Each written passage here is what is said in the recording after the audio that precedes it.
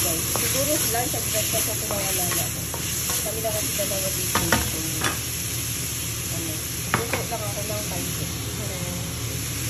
Diba? Wala kasawa ng pancit dito guys.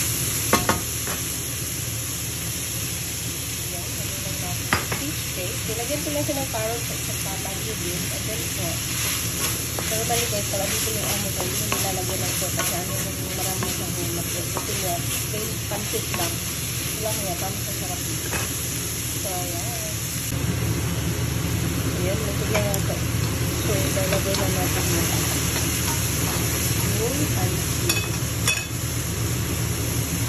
Nakawa na ko dito.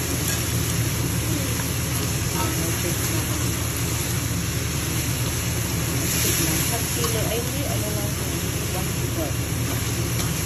Okay, sa mga pulilo.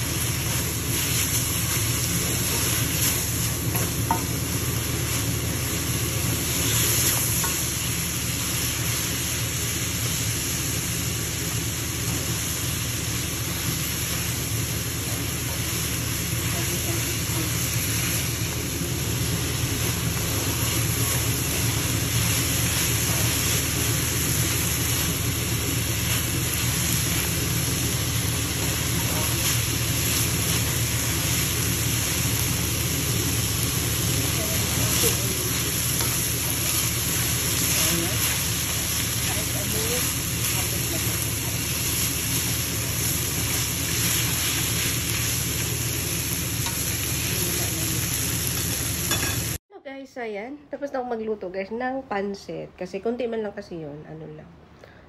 1/4 lang siya. Tira yung kahapon. Kasi yung kakain, ano lang, yung alaga ko. Wala kasi yung maamo ko dito. So, ayan. Nakaluto na akong pancit. Ang dungis-dungis ko na. Diba? Ang dungis-dungis ko sa pawis. So, yun lang ang lunch nila. Ano na yun? Lunch at breakfast. Di pa kasi nung breakfast. Tulog pa siya. So, isahan na. O, diba? Ganun katipid ang bahay na to. Ako din, so mag-Quaker Oats na lang ako mamaya. So, ayan, natatalaw. So, ayan guys, thank you for watching. Please like and share and comment. And of course, if you want to follow my journey, you can subscribe to Jean's Journey, guys. So, ayan, bye-bye. Have a blessed day, everyone.